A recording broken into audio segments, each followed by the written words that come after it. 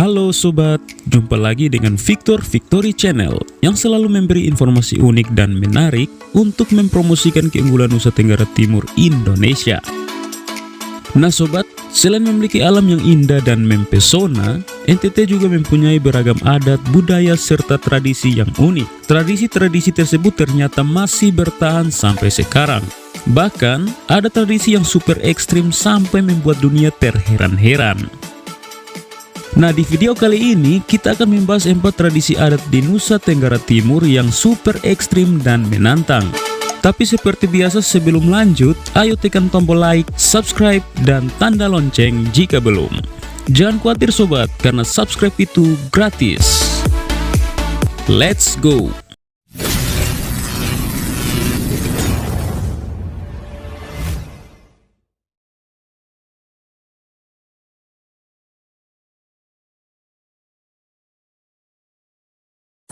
Nomor 4. Bahorok. Bahorok atau tradisi pukul kaki merupakan salah satu atraksi budaya yang cukup unik dan secara turun-temurun dilestarikan oleh masyarakat di Pulau Rote, NTT. Pertunjukan yang cuma dilakukan para pria ini kini jarang ditemui di Pulau Rote, kecuali di beberapa tempat misalnya Rote Timur, Rote Tengah, dan Landu Leko. Selain unik, tradisi ini juga terkesan cukup memacu adrenalin. Betapa tidak, di dalam pagelaran budaya Bahorok, para peserta saling memukul kaki atau betis. Mereka menggunakan rotan secara bergantian, sampai salah satunya merasa kalah karena sakit, berdarah, atau lelah. Tradisi pukul kaki biasanya diawali dengan tarian. Peserta pukul kaki menari sambil membawa rotan. Tarian yang dibawakan adalah tari perang atau kakak musuh. Tradisi ini biasa dilakukan pada acara kematian dan pernikahan. Para peserta yang menari kakak musuh wajib menggunakan pakaian adat misalnya selimut dan tiilangga. Tradisi Bahorok ini mulai dipromosikan kembali sebagai salah satu budaya unggul di Kabupaten Rotendao. Makna yang terkandung dalam tradisi ini adalah kejantanan dan jiwa kasatria para pemuda Rote. Menarik bukan? 3. Tradisi Caci. Tradisi Caci berasal dari Flores, Manggarai, NTT. Caci adalah tari perang sekaligus permainan rakyat antara sepasang penari laki-laki yang bertarung dengan cambuk dan perisai di Flores, Nusa Tenggara Timur, Indonesia. Penari yang bersenjatakan cambuk atau pecut bertindak sebagai penyerang dan seorang lainnya bertahan dengan menggunakan perisai atau tameng. Tari ini dimainkan saat syukuran musim panen yang disebut Hang Woja dan ritual tahun baru yang disebut Penpi. Upacara pembukaan lahan atau upacara adat besar lainnya serta dipentaskan untuk menyambut tamu penting. Tari Caci mengandung makna simbolis, melambangkan kejantanan, keramaian, kemegahan, dan sportivitas. Hal inilah yang menunjukkan bahwa semangat dan jiwa kepahlawanan ada dalam diri mereka. Tari Caci memiliki fungsi bagi kelangsungan hidup masyarakat Manggarai sebagai salah satu ikon pariwisata. Para pemain dibagi menjadi 2 kelompok yang secara bergantian bertukar posisi sebagai kelompok penyerang dan kelompok bertahan. Caci selalu dimainkan oleh kelompok tuan rumah yang disebut Ataone dan kelompok pendatang dari desa lain yang disebut Atapeang atau Mekalandang yang berarti tamu penantang. Nomor 2. Tradisi Pasola.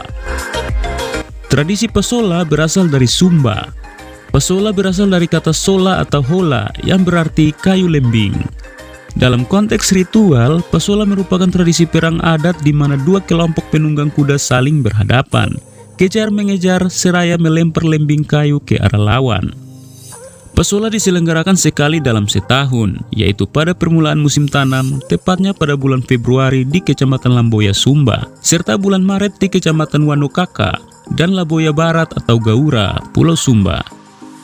1 bulan sebelum Pasola, seluruh warga harus mematuhi sejumlah pantangan. Antara lain, tidak boleh mengadakan pesta, membangun rumah, dan lain sebagainya. Masing-masing kubu menggunakan taktik tersendiri dan berusaha keras menjatuhkan pihak lawan. Seringkali ada yang terluka, bahkan ada juga yang meninggal. Tapi sportivitas tetap dijunjung tinggi. Ada aturan tak tertulis bahwa dendam tak boleh dibawa keluar arena. Membalas boleh saja, tapi tunggu Pasola berikutnya. Darah yang tumpah juga dianggap sebagai pertanda positif bagi panen akan berlimpah. Ngeri juga ya.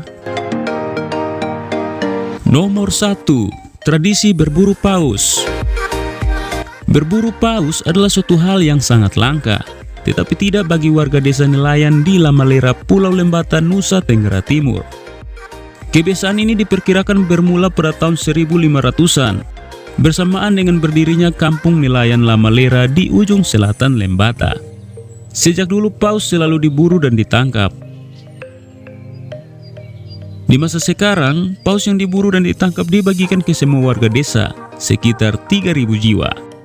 Dagingnya seolah-olah merupakan suatu persembahan bagi kampung, yakni para janda, fakir miskin, yatim piatu yang mendapat bagian lebih dulu.